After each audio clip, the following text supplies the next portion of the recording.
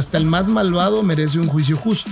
Me tenían un trabajo ideal para mi nivel de conocimientos, de experiencia, etcétera, pues ni más ni menos me pusieron a la barca. Hoy por hoy los estudiantes quieren ser abogados desde la cultura de la tranza, de la gandalle. Abogado que te dice que no ha perdido un caso. Tu día cotidiano es el sueño de muchas personas. Vende la casa, vende todo, necesito salir, no puedo pasar un día más. Para resolver una crisis tienes que generarla. No todo lo importante tiene que ser serio. La inteligencia artificial no nos va a sustituir, pero alguien que sepa utilizar la inteligencia artificial sí nos va a sustituir. En este lugar maldito donde reina la tristeza, no se castiga el delito, se castiga la pobreza. Abogado que comparte las pasiones de su cliente le genera un flaco favor. Todo nuestro cuerpo funciona en razón de vibraciones, todo vibra. El sonido vibra, las ondas cerebrales vibran.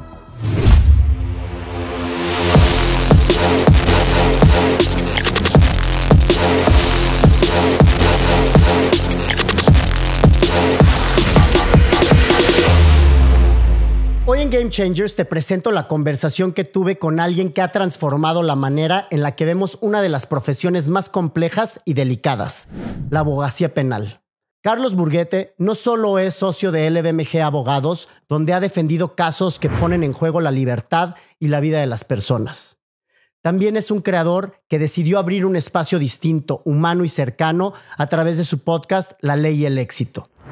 En su historia encontramos los pilares de Create, la claridad de propósito que nació en una infancia marcada por la disciplina de su padre y la lucha social de su abuelo. La resiliencia que lo ha sostenido en procesos penales largos, complejos y emocionalmente desgastantes, donde acompañar a un cliente detenido significa transitar junto a él la incertidumbre y el dolor. La ejecución que exige cada audiencia en los juzgados, con la preparación, los rituales y la disciplina de un atleta de alto rendimiento. La autenticidad que lo llevó a deconstruirse, a quitarse la armadura de abogado rígido para mostrarse empático, humano y cercano. La transformación que supuso dar un paso más allá del litigio y convertirse en creador de contenido, humanizando a toda una profesión. Y el empoderamiento que hoy representa su visión de dignificar la abogacía en México y dejar un legado a las nuevas generaciones, empezando por su hija. En Game Changers creo que los verdaderos líderes no se definen solo por sus logros, sino por cómo enfrentan sus batallas más difíciles y salen de ellas transformados.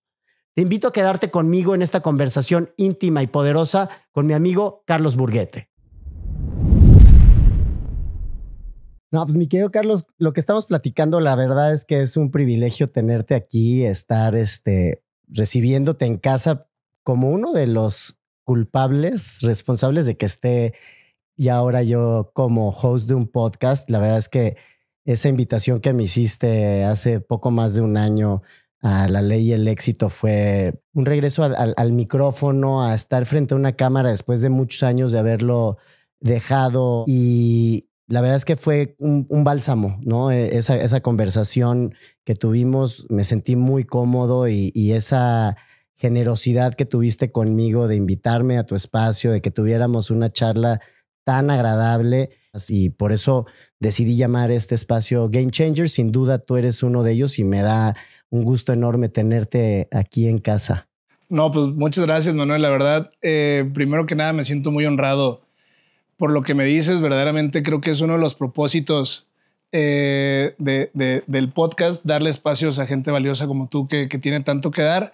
Y pues sin lugar a dudas tu podcast es un claro reflejo de eso, ¿no? Muchas gracias por invitarme y pues espero que nos divirtamos tanto como nos divertimos aquel día. Pues empezando por claridad, ¿no? Y estos orígenes, ¿qué fue lo que te llevó a elegir el derecho penal como rama del derecho, considerando que es una de las ramas pues más exigentes y complejas del derecho y sobre todo en México, ¿no? Claro, sí. Fíjate que esto yo lo veo un poquito como un ejercicio de catarsis, porque siempre contar tu historia te ayuda a revivirla y acomodarla mejor en ti mismo, ¿no? Entonces, creo que para responder a esa pregunta la tendría que dividir en dos. Primero, ¿por qué estudié Derecho? Y luego, ¿por qué Derecho Penal, no? Y primeramente, creo que yo traigo en mi ser un espíritu de lucha y un espíritu de justicia, porque mi abuelo, el profe Enrique Medina Lomelí, porque gracias a Dios vive y lo sigo teniendo conmigo todavía, es un campesino, él como él lo dice, que llegó a ser político y se ha mantenido toda su vida en la lucha política. Entonces, la lucha campesina, la lucha en favor del menos privilegiado, todas estas cuestiones, yo crezco con ellas. Y además mi papá es un policía federal retirado, que con más de 30 años de servicio, por ahí estuvo también en instituciones policiales municipales y le encanta la seguridad pública, le encanta. Entonces, pues yo creo que yo crezco con estos grandes precedentes de, si quieres, de justicia, ¿sabes? Entonces, creo que es algo que me llevó a inclinarme por el derecho, no sin antes pasar por el no querer estudiar. O sea, esto ocurre, este fenómeno, esta transformación ocurre hasta que mi papá, de una forma muy hábil, la verdad, todavía lo reconozco. Tienes que estudiar. Pues me lo dijo sin decírmelo, porque yo desde muy joven me juntaba con gente más grande que yo. Entonces, cuando yo andaba por ahí terminando la prepa, le digo, papá, yo ya no quiero estudiar, no es lo mío. Yo quiero trabajar, quiero generar dinero, quiero andar como ellos, con carros y esto y lo otro. Y entonces él tuvo a bien recomendarme con un amigo suyo de aquel entonces que tenía una empresa de distribución de agua que se llamaba Coabris. La empresa, creo que lo puedo decir abiertamente, era de Juan Carlos Vergara, hermano de Jorge Vergara. Entonces, pues yo iba con la historia de que iba a trabajar en la empresa de Vergara, ¿no? Claro. Y entonces, para hacer la historia un poquito muy rápida y digerible, pues llego y me encuentro con que me tenían un trabajo ideal para mi nivel de conocimientos, de experiencia, etcétera.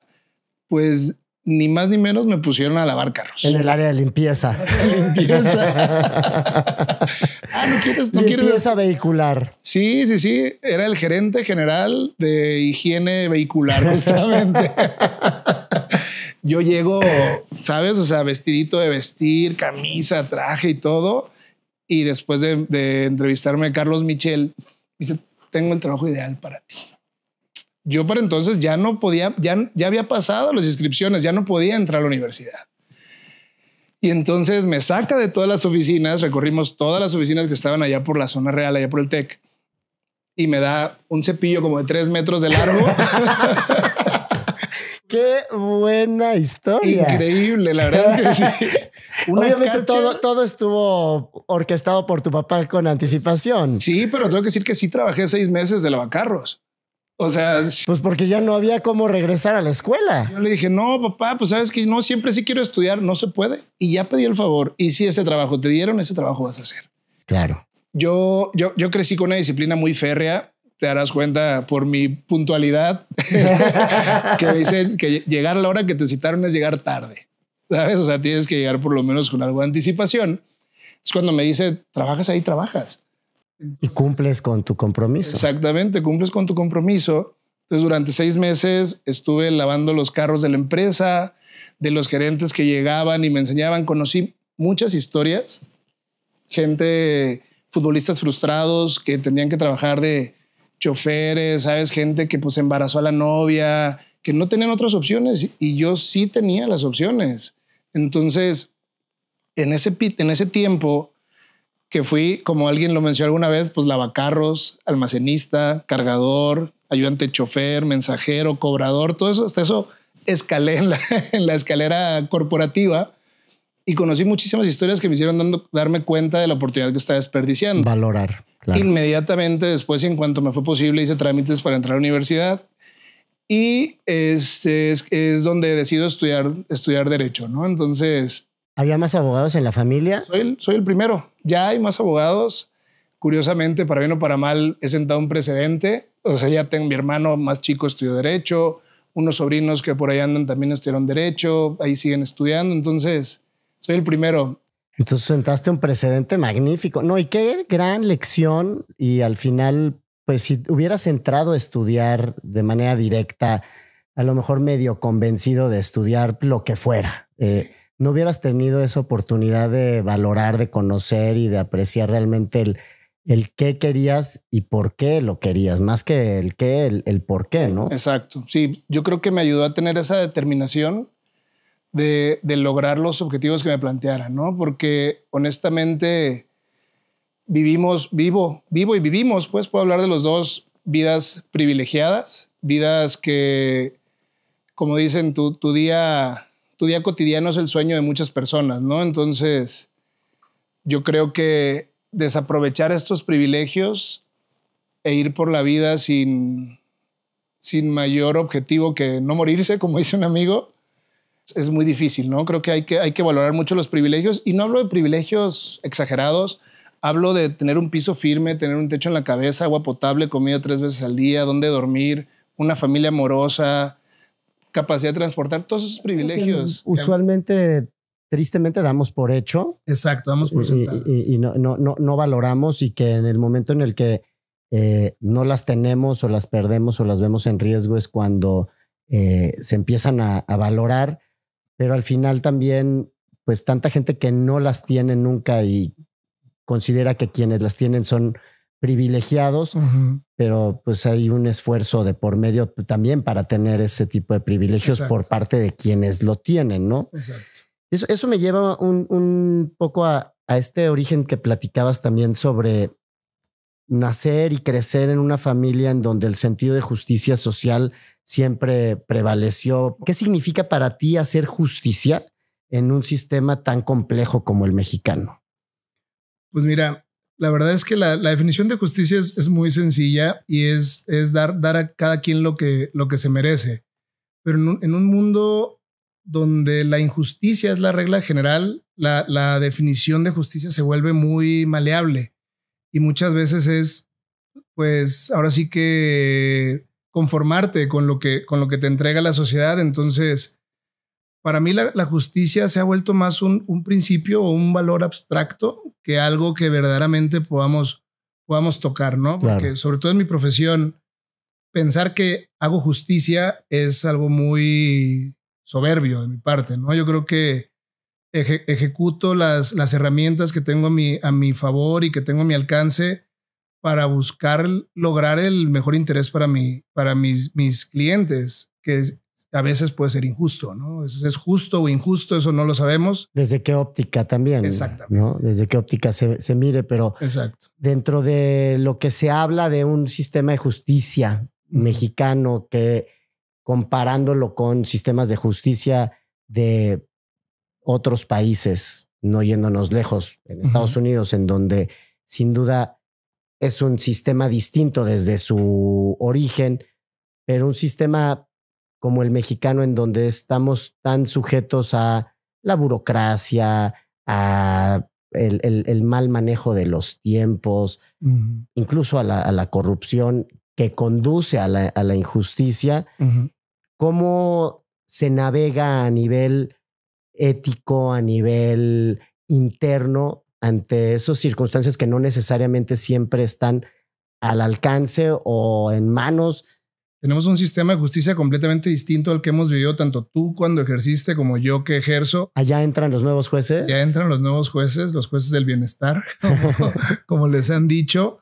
Y pues todos estamos con la expectativa de qué es lo que va a pasar, porque muchos esperamos, me formo en la fila, un ejercicio de justicia más enfocada al tema social, más enfocada a cubrir esta deuda histórica que se tiene con el desvalido, con aquel que no tiene dinero para pagar al bufete gigantesco. Es que eso es a lo que me refiero. ¿Cuánta gente está que no tiene acceso a un buen abogado y están porque los detuvieron por cualquier cosa? Claro.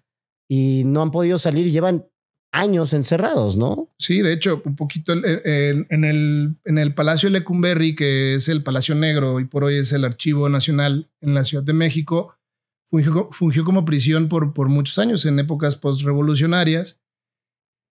Y había una frase ahí escrita en una celda de un escritor y poeta que estuvo detenido ahí, y decía: en este lugar maldito donde reina la tristeza, no se castiga el delito, se castiga la pobreza. Caray. Hace más de 100 años escribió eso. Y sigue siendo tan vigente hoy, desgraciadamente, como lo fue hace 100 años. Sigue siendo, desgraciadamente, la regla general. Sigue siendo, desgraciadamente, el status quo de la justicia, donde pareciera que solo las personas privilegiadas, vamos a decirlo, pueden exigir justicia con un clamor lo suficientemente fuerte como para que se les otorgue, ¿no? Entonces, yo creo que estos nuevos tribunales van a ejercer una justicia más enfocada en lo social, porque al final su permanencia va a sostenerse en la votación y los que salieron ¿Cada cuándo se van a votar cada o reelegir? 12 años. Hay distintos, o sea, tienen distintos según sean jueces, según sean magistrados, según sean ministros, tienen distintos periodos, pero va a haber revocación de mandato, van a haber todas estas herramientas para revocar en algún momento al juez corrupto, al juez inepto, al juez que me quieras llamar, ¿no? Que gustes y mandes. Entonces, lo preguntas, te digo, en un momento curioso, porque si me preguntas hoy, no sé cómo nos va a ir en el futuro, porque en 2 años más vienen los estatales y viene una revolución de justicia interesante. Pero ojalá sí sea y que sea para bien, porque al final, digo, yo lo platicaba con varios amigos, ¿no? Que estuvieron en el proceso de hace unos meses de la elección y previo a ello oponiéndose férreamente y diciendo cómo es posible, esto es una aberración jurídica y demás, que puede ser, pero les decía yo también, ¿qué tan peor?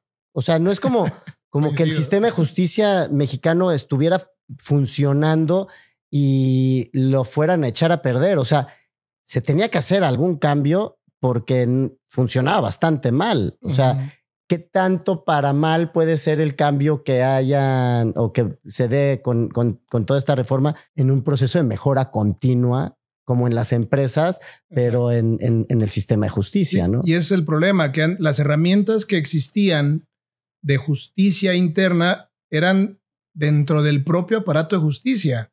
O sea, eran juez y parte. Juez y parte, exactamente. Entonces, pues estaba el Consejo de la Judicatura Federal, que estaba compuesto de los mismos jueces que el día de mañana iban a salir a ejercer y a buscar que el Consejo no hiciera nada. Y claro, estas herramientas ahora, vamos a decir que se democratizan. Exactamente. Entonces, te voy a compartir un poquito de sabiduría ajena de mi querido socio, ahora Luis Jorge García, de lo cual me gustaría hablarte más adelante, que dice que para resolver una crisis tienes que generarla. Claro. Porque mientras las partes viven en un status quo de normalidad en el que nadie hace nada, pues no se resuelve nada. Así estábamos en el sistema de justicia, pues medio funcionaba y medio te iba a veces bien y a veces mal, pues ahí lo sostienes. Esto está generando una crisis. Esto está generando una crisis de justicia porque nadie sabe lo que va a pasar. Ya perdimos 2 oportunidades, porque ya perdimos la posibilidad, la primera oportunidad de candidatearnos. Si verdaderamente creemos en la justicia y que creemos que podemos hacer un buen trabajo, pues hubiéramos salido a candidatearnos y a buscar que votaran por nosotros. Yo honestamente no lo hice. Y la segunda, salir a votar. Que tampoco lo hicimos. Gente no salió a votar. Pues ¿qué fue el 3% del padrón? Como el 6%. Pero sí, fue un porcentaje, o sea, muy... De un dígito. 6-7 millones de votantes más o menos. Y un gran porcentaje de ellos eran movilizados, no era votación auténtica. Interesante es que de esos 6 millones, aproximadamente 3 anularon su voto. O sea, eso es muy, muy interesante. Es un dato muy relevante. O sea, sí hubo acarreados, pero la mitad por lo menos no. O sea, no los acarrearon a anular el voto. Claro. Entonces, esta crisis nos está dando oportunidades.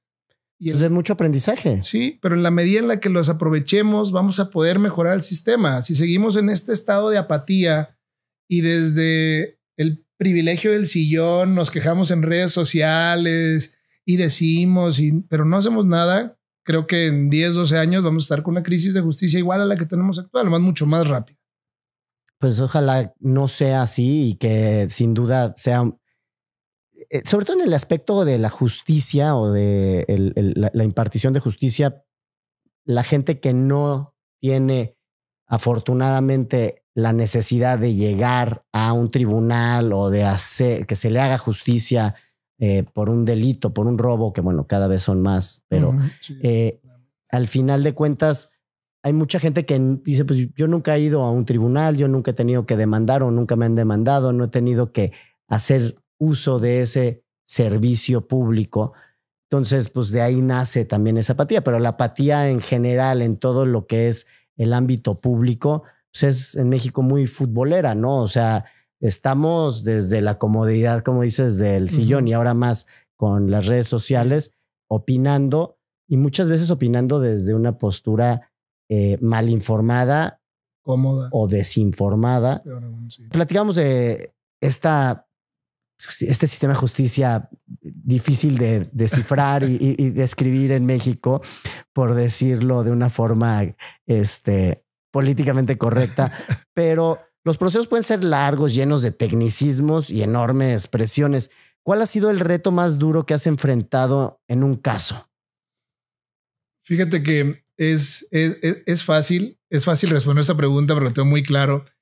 Y el reto más duro se convirtió en mi experiencia más rica, curiosamente, más que me ha nutrido más a lo largo de mi experiencia. Yo noto claramente un antes y un después en mí, después de ese caso, y te lo cuento, que ya pasó hace 10 años, por cierto. Era 19 de mayo del 2015, yo cumpleaños el 15 de mayo, entonces me estaba festejando mi cumpleaños. Y Rodrigo Lazo me marca en ese momento, estaba en una cena y me dice, Carlos, necesito que mañana tomes el vuelo de las 6 de la mañana a Guatemala. Así. O sea, esa fue su información. Y ya, ok, sí, revisa en internet esta información, pero tienes que irte a atender este asunto a Guatemala. Era un asunto donde habían metido a la cárcel al director de Latinoamérica y al director comercial de Latinoamérica si no es que el más importante de nuestros clientes, uno de nuestros clientes más importantes actualmente, incluso siguen siendo nuestros clientes. Entonces, pues yo en ese momento terminé de cenar, di el abrazo, me fui a dormir, me fui a googlear y tomé el avión a Guatemala. Avión que no tomé de regreso hasta 3 o 4 meses después. O sea, básicamente me fui a vivir a Guatemala. En ese momento fue una experiencia dura, fue una experiencia compleja, o sea, porque no te hablo de un tema de complejidad en el asunto, obviamente sí es un asunto muy complejo, pero me tuve que ir a vivir allá, básicamente como había mucho temor y mucha opacidad y mucho oscurantismo en el manejo de la información, pues me convertí en el abogado, el gerente, el director, el administrador de la empresa, porque no había comunicación con México. Entonces la empresa funcionaba desde acá y tenían que tomar decisiones allá, y yo de que, oigan, hay que rentar una bodega porque tenemos que mover el producto y hay que comprar una camioneta. O sea, tomé las riendas básicamente de la empresa. Un asunto muy complicado que nos llevó más o menos 3 años sacar de la cárcel a estos señores. Y te lo comento porque si el proceso en México, el sistema de justicia es complicado, en Guatemala... Me lo puedo imaginar. Y ahí, por ejemplo, el sistema es distinto, no podías litigar tú, ahí eras tú el vínculo con abogados locales. Exacto. Sí, o sea, yo me sentaba a desarrollar estrategia, yo iba a las audiencias. Curiosamente, Guatemala fue el primer país en toda Latinoamérica en implementar el sistema acusatorio adversarial que tenemos hoy en México. Nosotros lo implementamos hace más o menos 10 años, hace 8 años. Ellos desde 1999 tienen sistema de juicios orales, vamos a llamarle de alguna manera. Entonces sí, yo diseñaba estrategia, yo platicaba con los abogados, hacíamos todas estas cuestiones, pero quienes litigaban eran ellos. Un sistema súper confuso porque habían pasado por reformas y contrarreformas, complicadísimo, que me tuvo todo un año yendo y viniendo a Guatemala cada 15 días. O sea, vivía 15 días allá y 15 días aquí. Me quedé estos 3, 4 meses allá. Luego estuve regresando. Pues perdí muchas cosas, pero gané muchas otras, ¿no? O sea, gané experiencia, vivir solo en un país distinto, trabajando, generando negocios. O sea, todo esto, la verdad, fue una experiencia muy enriquecedora, sin lugar a dudas. Y fíjate que, curiosamente, eso se conecta con mi siguiente pregunta. O sea, cuando defiendes a un inculpado que está de por medio su libertad y que está, en este caso, estos clientes, pues privado de la libertad en un país lejano. Sí, claro. ¿Cómo manejas tú emocionalmente esa carga como ser humano? O sea, sabes que está en tu pericia, en tu conocimiento, en tu habilidad, el que esa persona salga, ¿no? Y probablemente si sale es porque es inocente. Entonces, pues obviamente probar su inocencia y hacer que pueda recuperar su libertad. ¿Hay un involucramiento emocional de parte del abogado y cómo lo manejas? Pues mira, lo primero, está prohibidísimo involucrarte emocionalmente, ¿no? Como abogado, Hay un dicho que dice que abogado que comparte las pasiones de su cliente le genera un flaco favor, como un médico que le tiene miedo a la sangre. Entonces es muy difícil encontrar un justo medio, pero eso es la regla general. Hablando personalmente, ya en la práctica y en la realidad y en mi realidad, soy muy honesto, yo no la manejo, yo la transito, porque yo desafortunadamente para mi hígado y para mi bilis, si tengo un cliente en la cárcel no hay nada más importante, honestamente, o sea, y mi esposa lo identifica, lo reconoce y lo acepta y me dice, estás en modo abogado, ¿verdad? Claro. Y la verdad es que sí, o sea, me quita el sueño saber que hay que un cliente, o sea, no solo pone en mis manos su libertad, su patrimonio, su vida, eso es una cosa. Otra cosa es que ya esté adentro de la cárcel. O sea, cuando ya está dentro de la cárcel, cuando ya está privado de su libertad y cuando enfrenta la posibilidad de pasar meses, años o décadas, honestamente a mí me cuesta mucho trabajo. Soy demasiado aprensivo en ese aspecto. Entonces, evidentemente lo manejo con ejercicios de meditación, respiración consciente. Trato de hacerlo, ¿no? Pero yo se los digo, cuando por fin los logro sacar, les digo, me acuerdo de un caso en específico y esos 19 días que pasaste dentro de la cárcel los pasé contigo. Porque honestamente me cuesta mucho trabajo dejar de pensar en esa persona que está ahí adentro, que aparte normalmente es una injusticia. En nuestro caso, ¿no? O sea, y aparte, pues te toca ser el vínculo y el vehículo de comunicación, ¿no? Entre la persona cuando está dentro, su familia, sí, la comunicación con la empresa, exterior, o sea, al final sí, ves esa angustia, esa tristeza, ese miedo, esas injusticias que les suceden estando dentro, porque no solo están privados de su libertad, sino también en la gran mayoría de las ocasiones en condiciones de mucho miedo. Yo de este caso que te comentaba, fue un caso donde un gran amigo muy cercano, miembro de la familia LVMG, lo metieron a la cárcel en Cancún. Vinieron por él aquí a Guadalajara y se lo llevaron a Cancún y estuve 19 días detenido y lo sacamos un 23 de diciembre. A punto de pasar Navidad. Yo estuve con su esposa y con sus hijos llorando el día que le dijeron que se iba a quedar, que nosotros también lo creímos y lo sacamos con un más bajo la manga procesal increíble que hoy por hoy sigue siendo de mis mayores logros procesales y de asuntos. La conversación que tuvieron, vende la casa, vende todo, necesito salir, no puedo pasar un día más, la familia llorando, o sea, ese momento fue muy rudo. Y me fui a dormir con ese pensamiento y a las 3 de la mañana encontramos la solución, mi socio Ernesto y yo, estando ya viviendo básicamente en Cancún también. Y a esa hora nos levantamos a trabajar y a esa hora sacamos el asunto y al otro día, en 12 horas, nos lo estábamos trayendo de regreso a Guadalajara. Qué maravilla. Sí, la verdad es que, regresando a tu pregunta, no lo manejo nada bien. Lo transito, lo trabajo, me esfuerzo, pero para mí un cliente detenido es mi prioridad, es la cosa más importante y no descansamos, no solo yo, la verdad es que no es mérito mío, somos un equipo y tú lo sabes ahí en la firma.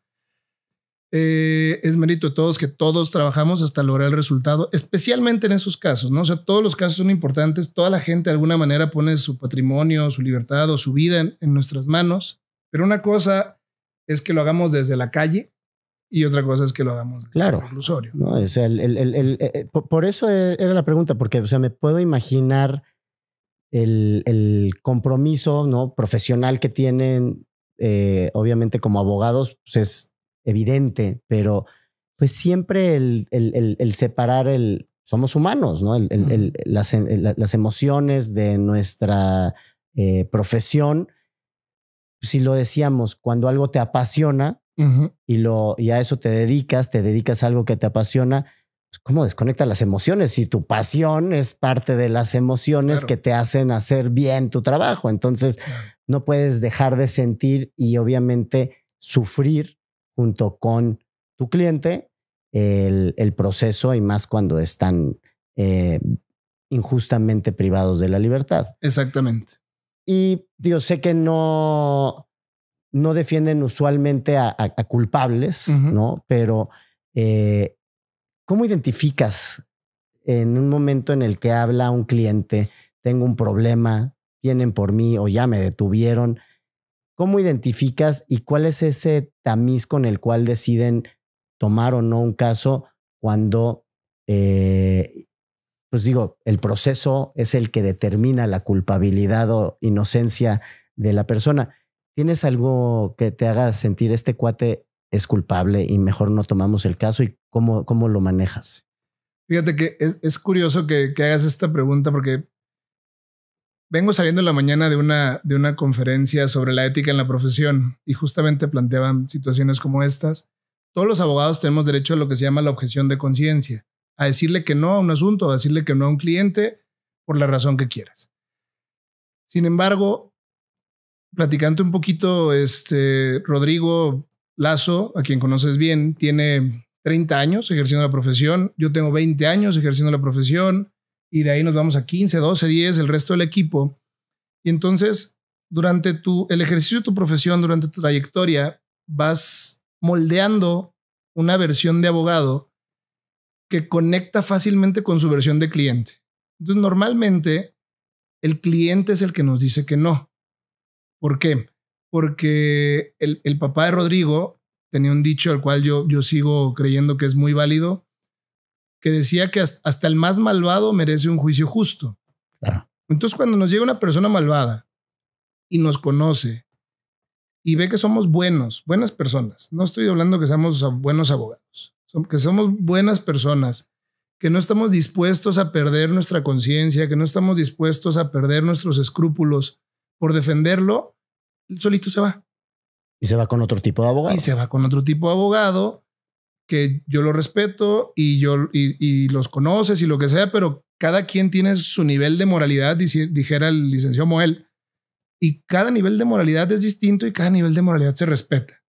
Pero entonces, no es que tengamos un sentido arácnido o un sexto sentido de que nos digan, no, este sí es culpable o este es inocente, pero se siente, Manuel. O sea, cuando llegas y platicas y escuchas, el lenguaje corporal, ¿no? Todo. O sea, aprendes a leer. Sí, pero a lo que voy es que no estoy haciendo un estudio criminológico y determinando si se tomó las manos y sudó el bigote.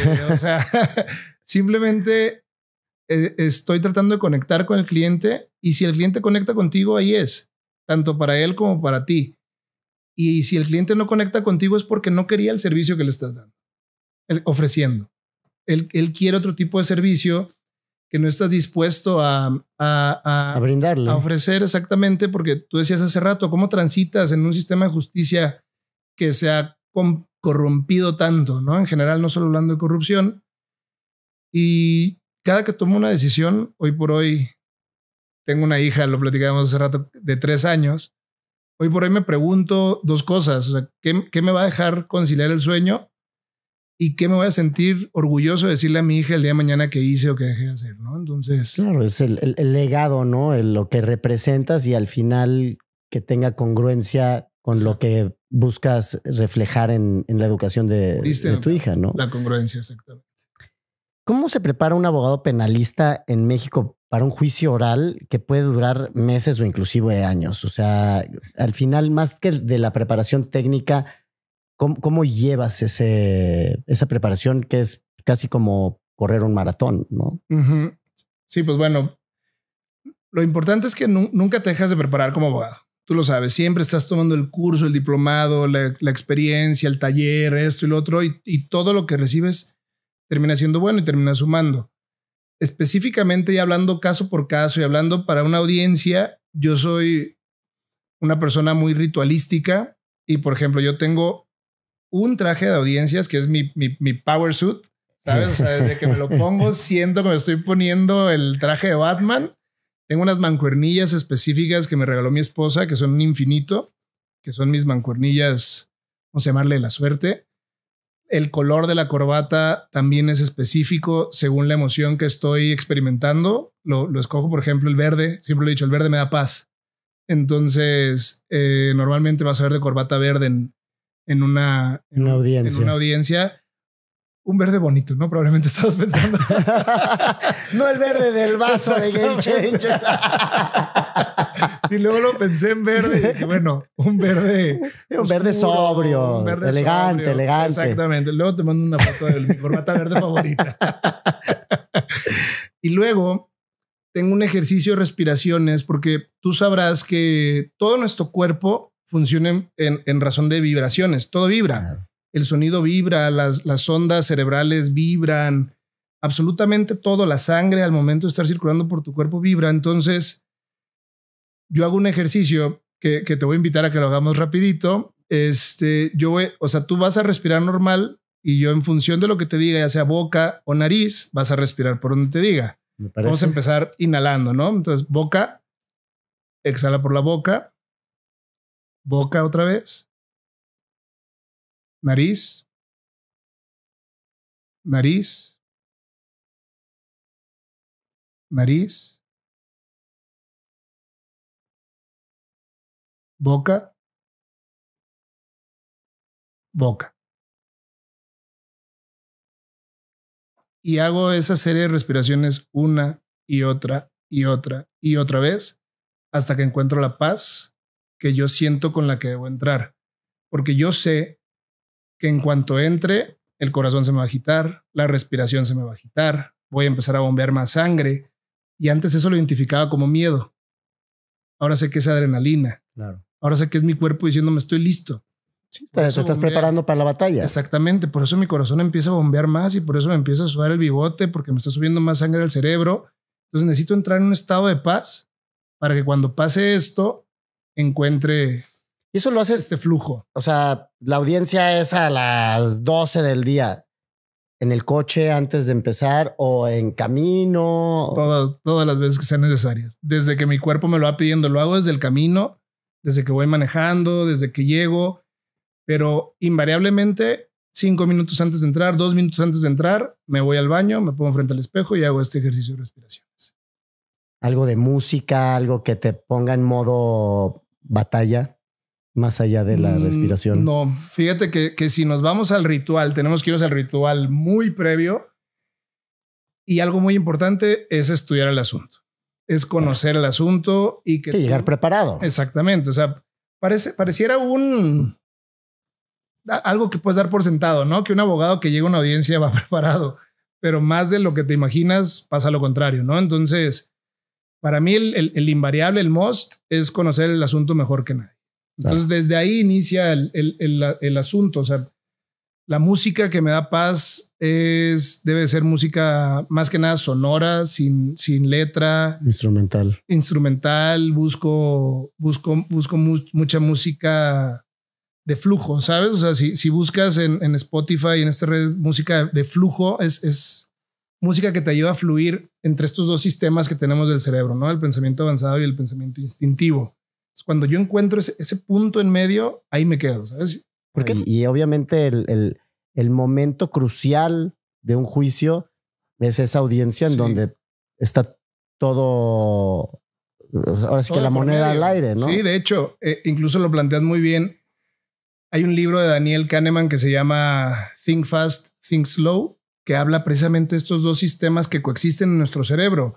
Y la premisa del libro es que tú pensarías que el sistema que está al volante de ti es el pensamiento avanzado, pero la realidad es que el sistema que está al volante del ser humano es el pensamiento instintivo, el que hace las cosas en automático, el que ya no necesitas pensar para hacerlo. Todo lo hacemos en automático, desde respirar, comer, manejar, caminar, lo que quieras. Todo eso está en el cerebro instintivo porque es el que menos consume energía.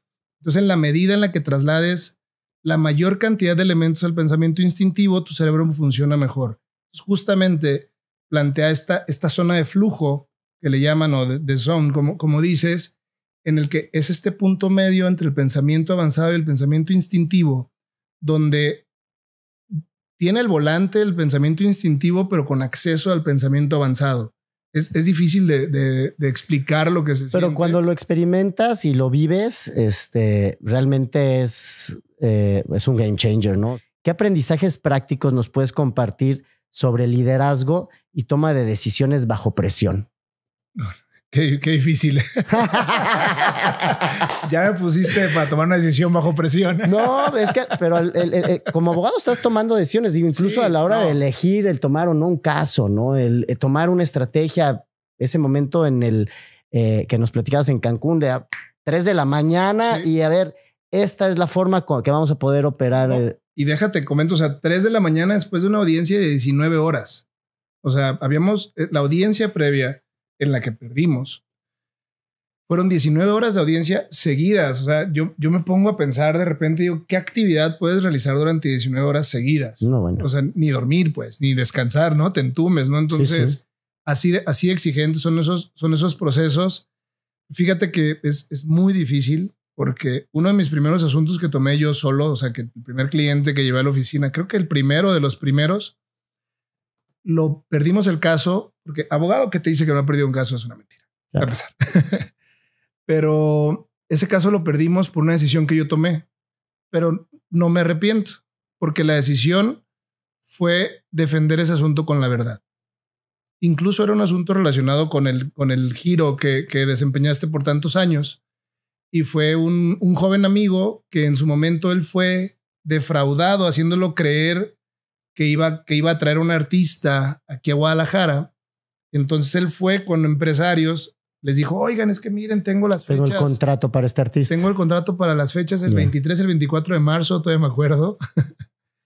Y tenemos que pagar tanto dinero y todo esto. Y entonces los empresarios le dieron el dinero, él le da el dinero a este empresario que lo defraudó y pues resulta que cuál artista, cuál dinero y cuál concierto y cuál nada, ¿no? Entonces los empresarios lo demandan a él. Lo demandan a él y se le dejan venir como perros. Durísimos. La verdad es que fueron gente que ellos sabían cómo había sido la situación, sabía que no había sido él. Él no tuvo un lucro, un beneficio de ello. No. Habían conocido a la otra persona, estuvieron con él.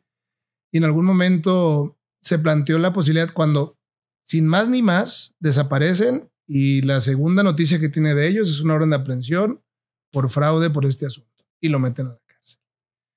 Ahí es cuando entro yo al asunto. O sea, cuando lo meten en la cárcel, entro yo al asunto. Y al momento lo sacamos rápido, pero el proceso sigue. O sea, salir de prisión muchas veces no es resolver el asunto. Lo sacamos rápido de prisión. Él aprendió mucho en la prisión. Él salió totalmente cambiado. Es un sujeto completamente distinto al que entró y el que salió. Seguimos siendo amigos al día de hoy. Incluso esto fue hace más de 10, 12 años. Y al momento de decidir, lo decidimos juntos. Y decir, oye, pues podemos decir esto, podemos decir lo otro, podemos irnos por acá. Hay que defendernos con la verdad. La verdad de lo que pasó. Entonces, es muy pesado tomar esta clase de decisiones. Porque no siempre la verdad te va a dar el resultado. Exactamente. Pero la verdad te va a dejar dormir tranquilo. La verdad nos hará libres. La verdad nos hará libres. La verdad puedes vivir con ella. Y yo puedo vivir mejor con haber perdido un caso, pero que dije la verdad, que haber dicho mentiras o involucrado a alguien que no tenía la culpa. Muchas cosas. Por ejemplo, ahí en ese caso, perdieron el caso. ¿Él tuvo que regresar a la cárcel o el tiempo que estuvo en la cárcel? Pagó el dinero. O sea, le tocó pagar una compensación. Te voy a decir el número. El número eran 3 millones de pesos. Los empresarios, después de 11 años de litigio, recuperaron los 3 millones de pesos que invirtieron. Actualízalo. ¿Cuánto ganaron en realidad? Perdieron. Claro, mi cliente desde el día 1 les dijo, oigan, les voy a pagar. Nada más no tengo dinero. O sea, espérenme, era un chamaco como yo era un chamaco en ese entonces de 28 años. Él también tenía mi edad, un año más grande que yo. No tengo el dinero, aguántenme. Sí les voy a pagar, pero ustedes saben lo que pasó. Les doy un plan de pagos. O sea, les di opciones y no.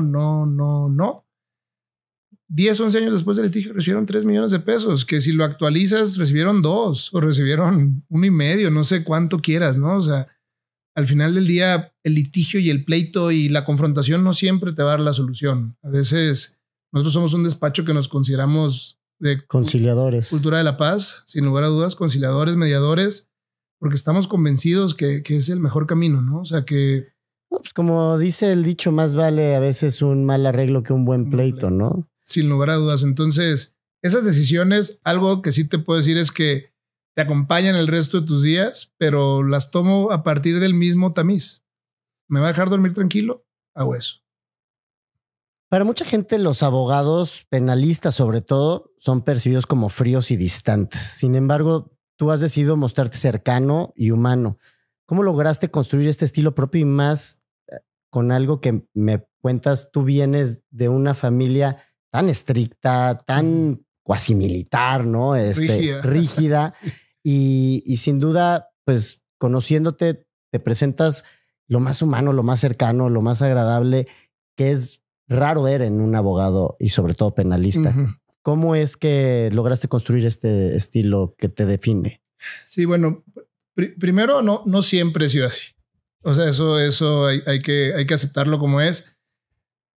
Por mucho tiempo me compré la historia del abogado rígido y lejano y a mí no se me acercan y yo quiero dar miedo, yo quiero mostrarme peligroso, yo quiero ser el abogado penalista. O sea, ¿sabes? Todo esto, todos esos estereotipos del penalista. Los adoptaste. Me los compré. Exactamente.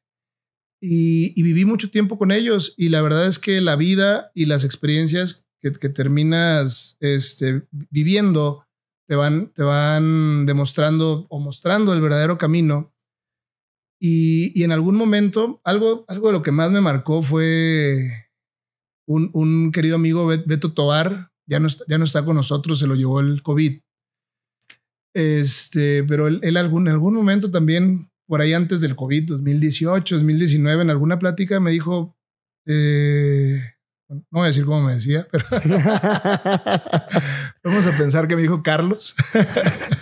Oye, Carlos. Oye, Carlos, no todo lo importante tiene que ser serio. Le puedes dar importancia a las cosas sin ser necesariamente serio. Y no todo lo serio muchas veces es importante. Eso fue lo que me dijo. Y eso me marcó. Porque de repente te llegan con un tema importante, porque para toda la gente su tema es el más importante. Claro. Pero no tiene que ser rígido y no tiene que ser esta figura, esta forma. Entonces, a partir de ese momento te puedo hablar de unos 5 o 6 años más o menos.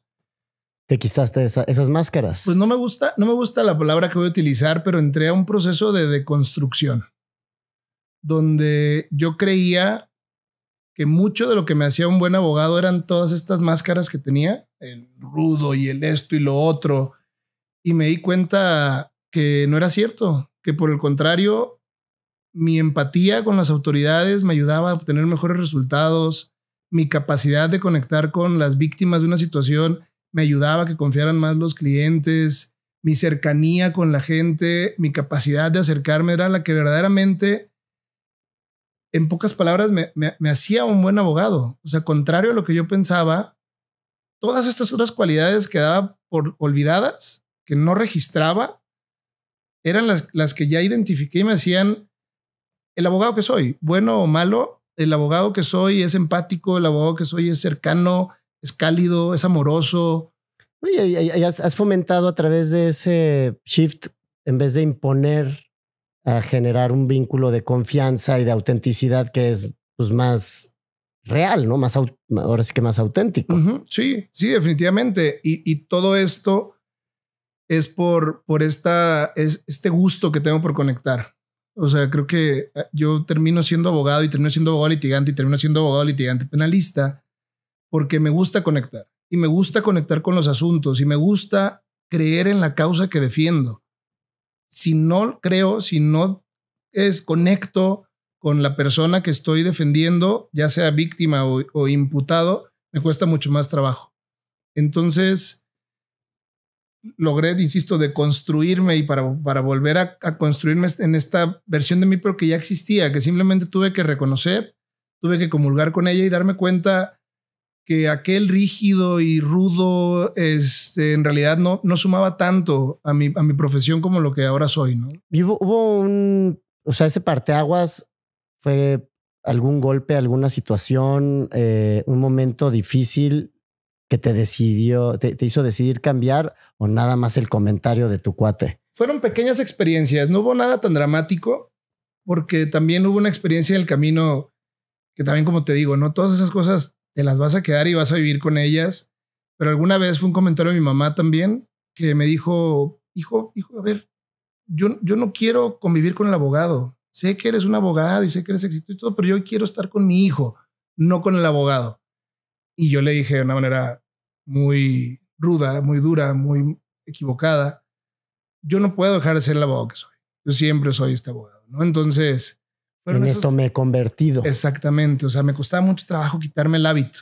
Me costaba mucho trabajo quitarme el saco, como yo lo he identificado algunas veces, ¿no? Entonces traía el saco puesto para todos lados y un poquito, como probablemente te acordarás del libro que muchos leímos en la primaria, el Caballero de la Armadura Oxidada. Pues yo me sentía el flagrante caballero listo para luchar en contra de las injusticias en cualquier momento. Y esta armadura se llega a volver tan pesada que te vuelves distante a tus seres queridos, te vuelves lejano a la gente que más quieres.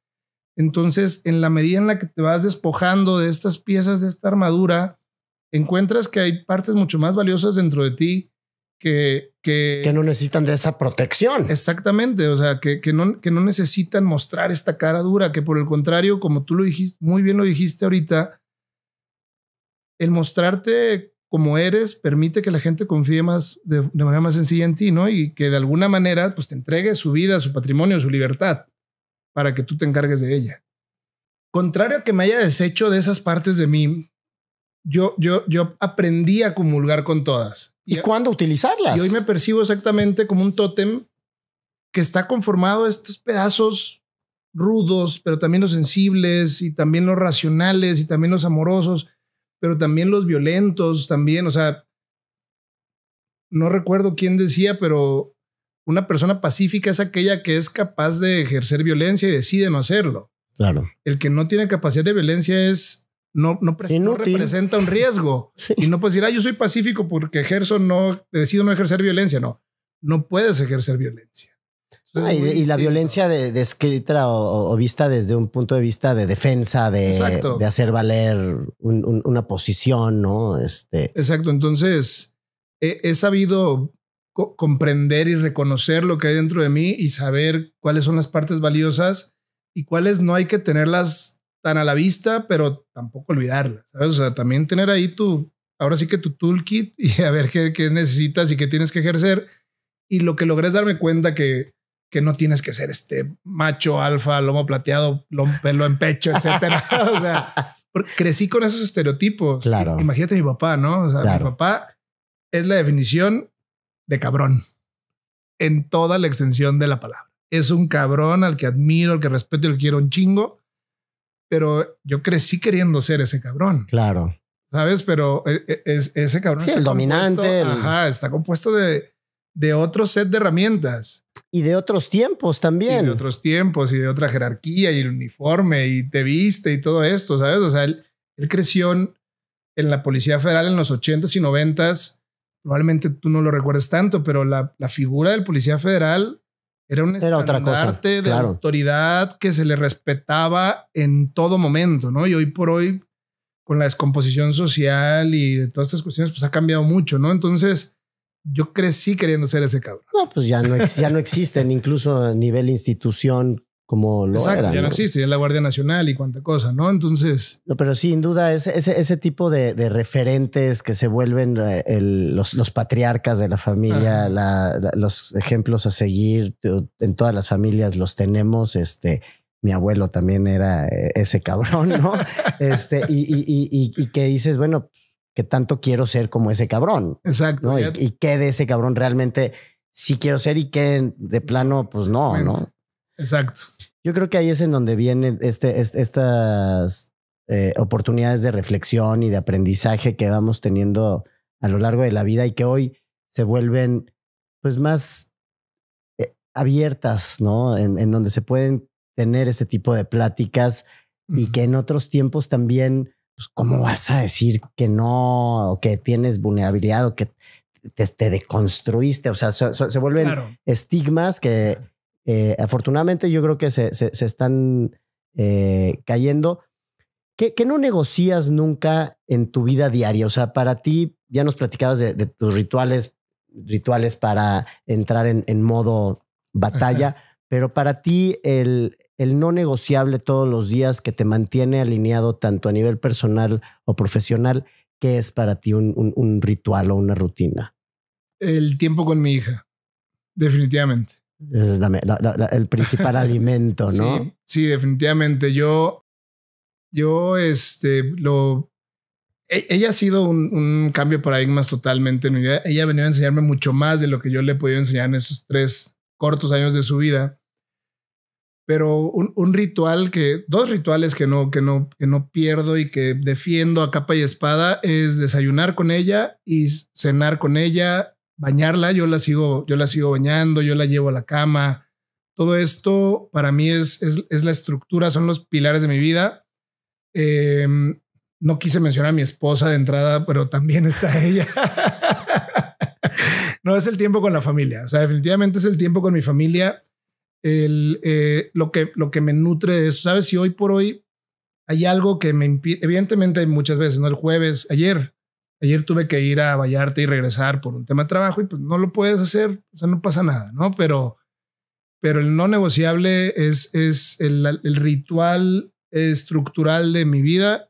Es levantarme temprano para alcanzar a hacer ejercicio antes de que ella despierte, despertarla, hacer el desayuno juntos. Mi hija y yo hacemos el desayuno, desayunamos juntos y de ahí ya nos preparamos juntos, ella para irse a la escuela y yo para irme al trabajo. Ay, padrísimo.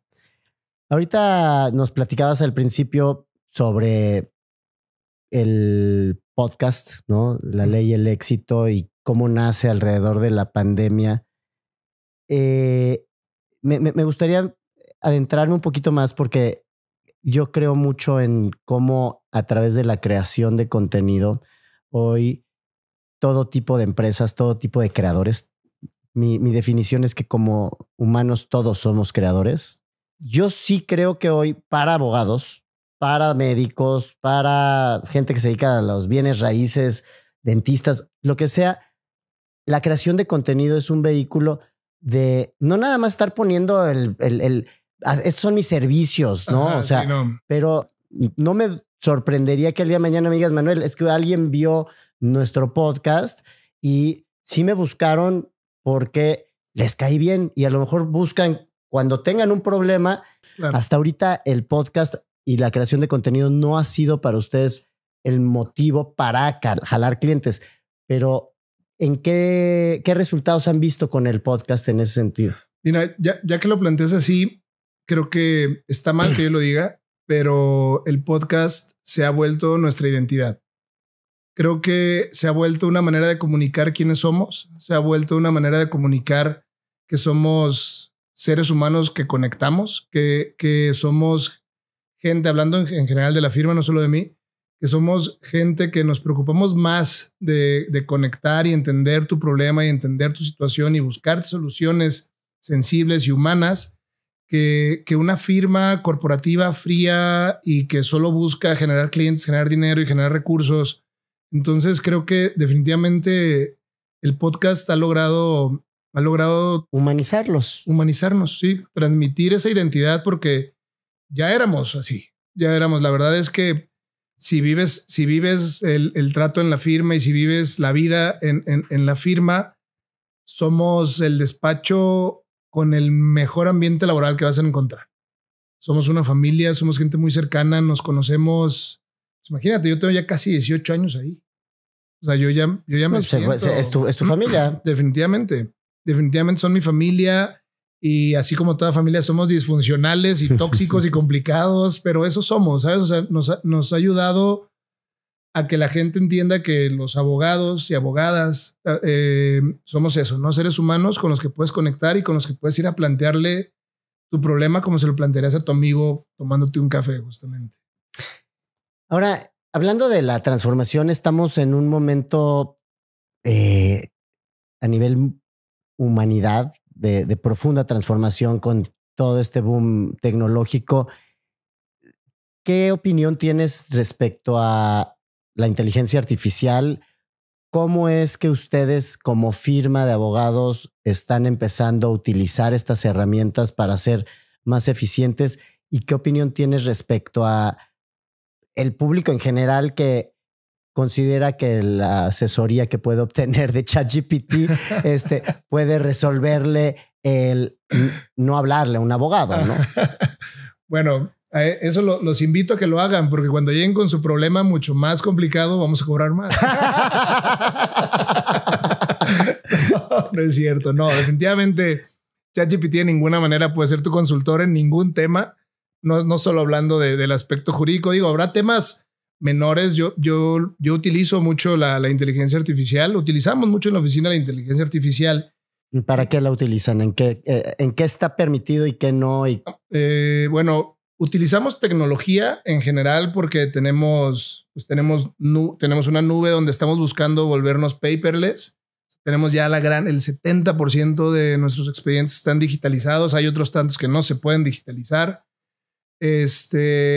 Trabajamos con CRMs, con aplicaciones de eficiencia, con Monday trabajamos, por ejemplo.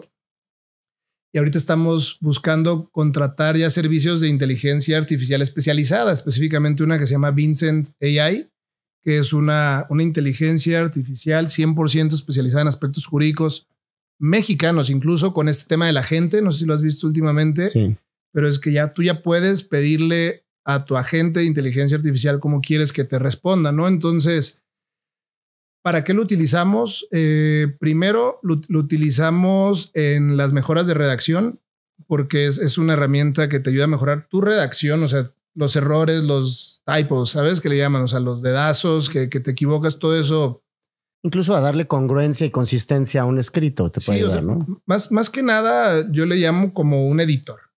¿Sabes? O sea, te ayuda a evitar demasiados pleonasmos, te ayuda a evitar cuestiones de esta naturaleza. O sea, yo ya tengo medio entrenado a mi agente de inteligencia artificial, te ayuda con el trabajo de investigación. No te hace el trabajo, de ninguna manera te va a hacer el trabajo, pero un trabajo en el que antes podías pasar 3 horas, te hace una investigación en 3 minutos. Claro. Y ya de ahí depende que tú te pongas con todo el acervo que ya tienen ustedes generado, porque al final un despacho como el de ustedes, lo platicaba hace unas semanas con nuestro abogado corporativo en Estados Unidos y él me dice, nosotros ya digitalizamos todo, lleva 15 años de contratos, de casos, de expedientes, que creó su propio agente, su propio GPT, con todo ese acervo de casos, y al final pues ya no es tanto depender de la memoria. Yo me acuerdo que había un caso como este que vimos en 1998, ¿no? O sea, ya ahí te indexa de una forma mucho más fácil todos esos casos y te los puede traer y actualizar a... Eso lo hacemos justamente. Nuestra nube está enlazada hoy por hoy a ChatGPT. Todavía no sabemos si vamos a mudarnos a la otra inteligencia. Y entonces yo le pregunto a la inteligencia, a mi agente, le digo, oye, ¿sabes qué? Búscame en esta carpeta de este asunto una jurisprudencia que tiene que ver con este tema, y pum, te la avienta, en lugar de haberte puesto ya sea a revisar el expediente o a revisar el expediente de la computadora. Esos trabajos rapidísimos, ¿no? Entonces, como yo siempre lo he dicho, la inteligencia artificial no nos va a sustituir, pero alguien que sepa utilizar la inteligencia artificial sí nos va a sustituir. Justo por eso te lo preguntaba. Ya hay niños de segundo de primaria que su proyecto es armar un business plan y ejecutar el business plan para el final del año, y dices, wow, o sea, un chavito de segundo de primaria logró levantar capital para comprar un Airbnb y tenerlo funcionando y amueblado y fully booked para finales de año, ¿no? Y bueno, platicábamos esto mi mujer y yo porque decíamos cómo es que hoy el sistema educativo, y más el sistema educativo mexicano, está adoptando, incluso en algunos lugares o en las universidades, bueno, eso pues es un gran diferenciador. ¿Tú das clases también? Doy clases. Ser docente es mi vocación. Honestamente tengo una vocación de docente, pero hoy por hoy, desde que nació mi hija, dejé de dar clases por estas rutinas, ¿no? Ahora estás educando en casa. Daba clases en estos horarios, 7 de la mañana o 7 de la tarde, que hoy por hoy son horarios que doy clases particulares a mi hija. Pero las mejores clases que puede haber. Pero al final, ¿cuál es tu postura frente a este paradigma de potencial cambio en el modelo educativo frente a estas tecnologías que hoy existen y que pudiera plantear, así como hubo esta crisis generada en el sistema de justicia mexicano que platicábamos, yo veo que potencialmente debe de haber una crisis educativa que nos lleve a un cambio hacia un nuevo modelo que hoy no existe, ¿no? ¿Qué opinas tú al respecto de eso? Pues mira, la crisis creo que inició en la pandemia también. Cuando todos los chamacos de todos los niveles escolares se van a sus casas, se generó una crisis educativa tremenda, porque yo en ese tiempo seguía dando clases. Mi hija nació en el 2022, entonces yo 2019, 2020, full pandemia, 2021 y casi todavía todo 2022 di clases. Entonces, en línea. Sí. Y me di cuenta y experimenté en carne propia el desinterés absoluto de los alumnos en aprender y en entender y en acercarse a lo que sea que les enseñaras, ¿no? O sea, por lo menos en mi caso. Entonces ahí surge la crisis y se agrava cuando surgen estas herramientas de inteligencia artificial, porque en lugar de favorecer un aprendizaje más eficiente y todo esto que venimos diciendo, pues los alumnos lo utilizaron para volverse huevones. Claro. Y lo peor que pudo haber pasado y que pasó es que los maestros, los profesores en general les dio miedo y entonces lo prohibieron. Creo que ese es un grave error. O sea, no le puedes tener miedo a la inteligencia artificial porque van a llegar a la inteligencia artificial de una u otra manera. Entonces... No, y al final, digo, yo ahí no le atribuyo a que los alumnos buscaran ser huevones, no por lo que te responde o te hace de tarea ChatGPT. O sea, creo que los maestros, las instituciones son las que tendrían que estar revisando el cómo impartimos las clases y el cómo evaluamos a los alumnos y cómo estamos preparando una nueva generación para pues estos robots que ya va a sacar al mercado Tesla, ¿no? O sea, sí, te puede limpiar la casa, pero ¿qué tal que golpea al repartidor de Amazon cuando llega a entregar un paquete porque lo vio como una amenaza? Digo, ya no es distópico, o sea, ya... Claro. O sea, puede parecer absurdo, pero... No puede pasar sin lugar a dudas. ¿Y quién va a ser responsable por lo que haga el robot de mi casa, no? Pues creo que tendría que ser como si un perro muerde. Exactamente. Pero vaya, son ese tipo de retos que hoy el mundo nos presenta y creo que la inteligencia artificial, y te lo preguntaba porque hoy veía un comunicado del Instituto Nacional del Derecho de Autor en donde la Suprema Corte de Justicia de la Nación determinó que las obras creadas utilizando inteligencia artificial no son sujetas de protección bajo la Ley Federal del Derecho de Autor, lo cual que en mi opinión es incorrecto porque al final si un autor está utilizando inteligencia artificial para crear una obra, pues más bien los señores de la Suprema Corte de Justicia no saben lo que implica estar rebotando con una inteligencia artificial el darle forma a un contenido. No es nada más de que escriben un libro de esto. No se puede. Sí, de hecho creo que ahí faltó un ejercicio de derecho comparado al cual, o sea, no me quiero meter mucho al aspecto jurídico, pero ya hay lugares en donde se regula precisamente este derecho de autor y nada más se pone by AI, ¿sabes? O sea, aquí hubo inteligencia artificial utilizada por medio, nada más, no pasa nada, está bien. Y de todos modos, el que lo solicita, pues es el que solicita el registro y es el titular de esos derechos para que alguien más no utilice esa misma obra y la reproduzca sin su autorización. Porque justamente los prompts, o sea, son muy difíciles de desarrollar. ¿Sabes? O sea, encontrar el correcto y el adecuado para que te dé la respuesta que tú estás buscando es muy difícil. A ver, ya hay generadores de prompts. Incluso hay aplicaciones que tú le pones, quiero preguntarle esto a la inteligencia artificial. ¿Cómo se lo pregunto? Pregúntaselo así, ¿no? Entonces, es un tema súper complejo que nos rebasó sin darnos cuenta todos. Pero la calidad de las respuestas, no solo a la inteligencia artificial, pero la calidad de las respuestas que tienes en la vida va a estar siempre basado en la calidad de las preguntas que hagas, ¿no? Claro. Sí, siguiendo con este tema de empoderamiento, ¿no? Del el legado que ya nos platicabas, para ti es lo más importante, este ejemplo que le das a tu hija y como abogado, el legado de el tipo de casos que manejas, lo que puede representar en el orgullo que le genere a ella actualmente y en el futuro.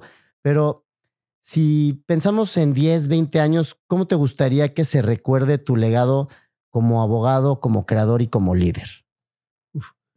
Pues mira, yo creo que lo resumo en como abogado, lo que buscaría es dignificar la profesión. Creo que hoy por hoy el gremio está muy pisoteado. Antes pensar en un abogado, hace 20 años, era pensar en Don Chingón, si me permites. ¿Sabes? El licenciado. El licenciado, exactamente. O sea, nos robamos, ocurrió un top of mind con la palabra licenciado. Y cuando dicen licenciado es el abogado, cuando pues es licenciado en muchas otras cosas, ¿no? En licencia de conducir. Incluso. Estoy licenciado. Licenciado en tránsito. Por tránsito. Entonces, de alguna manera, otra vez con la descomposición social, el concepto abogado ha venido en declive tremendamente. ¿Por qué? Pues yo creo que antes se privilegiaba al abogado más inteligente.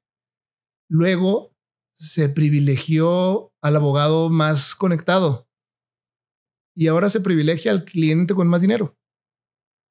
¿Sabes? O sea, ya ni siquiera el que tiene más conexiones y el que es amigo del gobernador y el que es amigo de este y lo otro. O sea, ya se prostituyó la profesión de una manera tremenda. Vivimos en una crisis de justicia tremendísima que ya la figura del abogado se ha desdibujado muchísimo. Entonces, ya que el concepto del abogado ya cambió muchísimo, como te decía. Ya no buscan al más inteligente, al más humano. Ya buscan al más corrupto. Ya buscan a ver quién les va a dar la solución sin escrúpulos y por encima de todos y a pesar de todo. Y eso no somos nosotros. Entonces, desde mi profesión y desde nuestra profesión como firma, ha sido un pacto generalizado por todos los miembros de la firma. No estoy hablando nada más de mí, de dignificar lo que hacemos, justamente. O sea, de regresarle el valor a conocer del derecho, a estudiar del derecho, a saber utilizar la razón y saber utilizar el derecho, saber plantearlo. Entonces, mi legado quisiera que fuera ese. O sea, ahí digo, yo vengo de familia de abogados, soy la 6ª generación de abogados en mi familia y viene la 7ª con mi hijo que ya también está en la carrera. Y me acuerdo cuando yo empecé a estudiar y a dedicarme al mundo de la propiedad intelectual, que fue donde me desempeñé durante 6 años después de estudiar la carrera. En esa época existía este prestigio que hoy siento que se ha desdibujado por completo de las barras, ¿no? O sea, la barra mexicana de abogados en los 80s. Sí. ¿No? En esa época en donde se juntaban en las comidas anuales de la barra o de el ilustre y nacional colegio de abogados. A mí todos esos me los sé. Eran parte de lo que en la familia se respiraba y aspirábamos a hacer, ¿no? Y creo que llegó un momento en el que también para una nueva generación de abogados, como fue en mi caso, dejó de ser atractivo. Yo dejé de dedicarme a la profesión del derecho porque decía yo, a ver, al final se vuelve más exitoso el que está más cercano a torcerse. Pues mejor me dedico a otra cosa y me dediqué al mundo empresarial. Ahí que hablabas ahorita a nivel de la dignificación, ¿qué es lo que consideras que se debería de hacer y qué es ese granito de arena que puedes tú aportar en ese sentido? Pues mira, lo más difícil es que queremos dignificar un gremio que no quiere ser dignificado. Eso es lo más complejo. Que hoy por hoy los estudiantes quieren ser abogados desde la cultura de la tranza, de la gandalle. Quieren ser lana. Trampa, quieren hacer lana, quieren salir a hacer lana y a ver cómo le hago para hacerme más rico, más rápido, ¿no? Entonces es muy difícil trabajar a contracultura, o sea, porque se ha vuelto la tranza, la gandalle, se ha vuelto un tema cultural en México, desgraciadamente. Entonces definitivamente no hay fuerza más grande que arrastre como la del ejemplo. Definitivamente yo creo que nuestro granito de arena es saber decir que no. Alguien nos enseñó que en la medida en la que digas que no, tu sí se vuelve más valioso. Claro, ¿no? Y mostrar que se puede ser exitoso sin tener que ser tranza. Exacto. Y no hay nada mejor que tener éxito sin el remordimiento de haberlo alcanzado. Y viene también a mi pregunta final. ¿Qué es para ti el éxito? Uf. Porque el podcast se llama La Ley y el éxito. El éxito. La ley no está sujeta a interpretación. Definitivamente. Pero bueno, el éxito sí. Sí, claro. Fíjate que es algo que me ha dejado el podcast. No sabes cuántas definiciones de éxito he escuchado y con todas comulgo un poquito. Y al final creo que hay tanta desinformación y malinformación sobre el éxito que ya empiezo a creer que es algo abstracto, sí, abstracto y superfluo incluso pensar en el éxito, porque ya sabes, los coaches de vida que, güey, si te levantas temprano y le chingas y no sé qué, vas a ser exitoso. Sí, carnal, sí, pero ¿a qué nivel, güey? ¿Sabes? O sea, yo conozco gente a la cual quiero mucho, la persona que nos ayuda en la casa, que tengo 15 años conociéndola, también trabaja en la oficina. Entonces llega a la oficina a las 4 de la mañana. De 4 a 10 de la mañana trabaja en la oficina. A las 10 se va a mi casa. De 10 a 4 trabaja en mi casa. Agarra un camión 2 horas y llega a su casa a atender a sus hijos. Y al otro día otra vez. Y otra vez. Y otra vez. Y otra vez. Es la persona que conozco que más trabaja. Que más le echa ganas. Que más se esfuerza. Y de ninguna manera... Y es disciplinada y consistente. Y constante, ¿sabes? Y si enumera sus cualidades, son todas las cualidades de una persona exitosa. Y la verdad es que desgraciadamente en el sistema de vida en el que nos tocó vivir, capitalista, no estoy diciendo que esté mal, pero no hay manera que tristemente, lo voy a decir como está dentro de mí, su hija vaya a tener las mismas oportunidades que mi hija. A pesar de lo cercanas que son y que conviven en entornos tan cercanos y tan similares, su hija no va a tener las mismas oportunidades que mi hija. Su hija va a ser más exitosa que mi hija va a ser más exitosa que ella, que es el éxito. Al final, yo creo que lo defino con la capacidad de ser feliz en la adversidad, la capacidad de lograr esta capacidad de disfrutar lo que eres y lo que tienes. Siempre aspirar es bueno también. Creo que desde el otro lado han estigmatizado la aspiración, ¿no? Ser aspiracionista. Creo que está bien aspirar a más. Creo que está bien ser ambicioso, aspiracionista, siempre y cuando no te frustre, ¿no? Entonces, yo hoy por hoy defino el éxito desde un punto de vista, desde un punto de partida muy sencillo, que es que para mí yo voy a considerarme exitoso mientras pueda pasar tiempo con mi familia, con mis amigos, con mis seres queridos, pueda ejercer la profesión que tanto me gusta, tanto amo y tanto me apasiona, pueda seguir en el podcast conociendo y conectando con gente, pueda gozar de estos espacios que la verdad es algo nuevo completamente para mí y me ha gustado mucho y te lo agradezco mucho, pueda disfrutar de la vida como lo disfruto. Creo que eso, en resumidas cuentas, es el éxito. Hacer deporte porque eres súper deportista, sí, te gusta correr, o sea, sí. Yo también he estado como en esa búsqueda, ¿no? De entender y definir y redefinir qué es el éxito para mí y últimamente he encontrado que entenderlo desde distintas ópticas, ¿no? Porque al final el dinero no es éxito, porque hay millonarios que no tienen salud o no tienen familia o no tienen pareja o no tienen amigos y son profundamente infelices, claro, siendo ultramillonarios. Claro. Y hay gente que es muy humilde, que es profundamente feliz con lo que tiene y tiene un balance mucho más equilibrado en su vida porque tienen salud, o hay gente que al final de cuentas sin salud nadie puede ser feliz. No les preocupa nada, ¿no? O sea, me recordaste, Rita, muy rápido. Mi abuelo tiene un rancho allá en La Peñita de Jaltemba, donde somos originarios. Y cuando vamos todos los días, todas las veces, en la época que fuéramos, siempre pasamos por la casa de un señor que siempre está tirado en su hamaca. Todos los días, a la hora que pasáramos, estaba tirado en su hamaca con una caguama pegada al lado. ¿Qué le preocupa a ese señor? Nada. Ese señor es la definición de exitoso y de felicidad. Claro. Eso, ¿sabes? O sea, Claro, o sea, al final yo creo que la paz interior es muy, muy subjetiva la interpretación del éxito.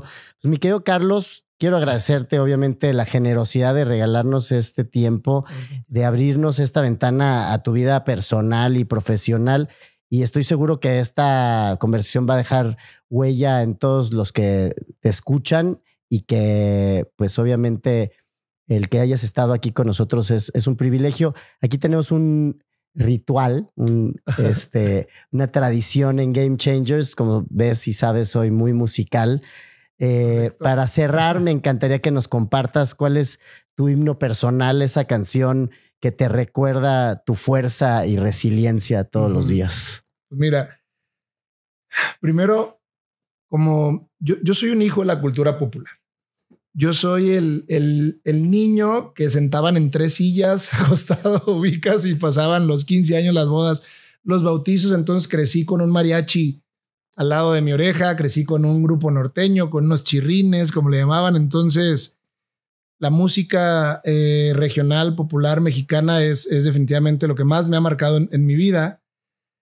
Hay muchas canciones, ¿no? O sea, podría pensar en muchas canciones, pero hoy por hoy, yendo de adelante para atrás, mi himno, hoy por mi hija, es el ciclo sin fin de la película del Rey León, porque le encanta, ¿no? Entonces la verdad es que es una canción muy bonita cuando le pones atención. Claro. Pero una canción que me mueve, que me conecta con muchas emociones. Va a sonar chistoso, pero es una canción de Alejandro Fernández que se llama Mátalas, porque 2 de las personas más queridas que he tenido en este mundo me pedían que se las cantara cada vez que estaba con ellos. Yo también soy muy musical. Canto, bailo, hago magia y cuento chistes. Entonces siempre que había un mariachi, siempre que había un grupo, mi abuela y mi tío Luis, los dos en paz descanse recientemente, siempre me pedían mátalas. Entonces con una dosis de ternura. Justamente, yo diría que esa es una canción que me mueve muchísimo. Ahora, si tu historia fuera narrada en un documental, ¿qué canción iría en los créditos finales de esta serie que todavía tiene muchos capítulos por venir? Pues mira, otra vez creo que estoy partido otra vez como en mi vida actual y mi vida pasada. Hay una canción muy bonita, muy vieja, que se llama Sin Fortuna. Probablemente no es conocida, pero habla de este trabajo de resiliencia, crecimiento, fortaleza, y eso me conecta mucho con mis orígenes, ¿no? Es una canción ranchera, norteña, muy viejita. Te recomiendo que la escuches. La letra, probablemente la tonada no te guste tanto. No, al final lo importante es el mensaje, ¿no? El motivo de ese tipo de canciones, y el que conecten contigo, pues para mí es siempre cuando me dicen canciones que no conozco, las escucho porque me gusta entender el por qué, ¿no? Y claro, dices, creo que te va a hablar mucho de mí esa canción. Sin lugar a dudas, te va a hablar mucho de mí, de mis orígenes, de lo que soy, de lo que siento que hoy por hoy representa mi vida para mucha gente que me conoce, ¿no? Pues Carlos, de verdad te agradezco muchísimo que hayas estado aquí. Espero que sea la primera de muchas. También no dejen de ponernos en los comentarios qué preguntas les gustaría que le hagamos al licenciado en las próximas ocasiones, porque me encantaría que lo repitamos y sobre todo entrar también a esa parte más allá de tu historia también, en donde analicemos este tipo de situaciones que pueden ser un reto ante los tiempos que vivimos, ¿no? Como sabes, mi propósito con este podcast es empoderar a una nueva generación de creadores a convertirse en empresarios exitosos, y obviamente a través de historias como la tuya y de todos mis invitados, todos aprendemos lecciones valiosísimas sobre cómo tomar decisiones, sobre cómo enfrentar la vida, sobre estos pilares que te comentaba que pues, literal me los tatué, ¿no? Porque claro, para mí se ha envuelto pues una guía, y yo de repente pues hoy me hace falta resiliencia, me hace falta autenticidad y no olvidarme de quién soy. Y bueno, pues me va a encantar que repitamos estas conversaciones, mi querido Carlos. No olviden suscribirse. Gracias por estar aquí en Game Changers y compartir este contenido si les gustó, y si no les gustó, pues también mándeselo a sus enemigos, porque a lo mejor a ellos les puede hacer daño y ahí se pueden desquitar con ellos. No, muchas gracias y nos vemos en la próxima. Sale, muchísimas gracias. Ya dejó huella en alguien, dejó huella en mí. Te agradezco muchísimo la invitación, lo disfruté mucho, sin lugar a dudas fue un ejercicio catártico y verdaderamente espero que se repita. No, mi querido Carlos, pues muchísimas gracias.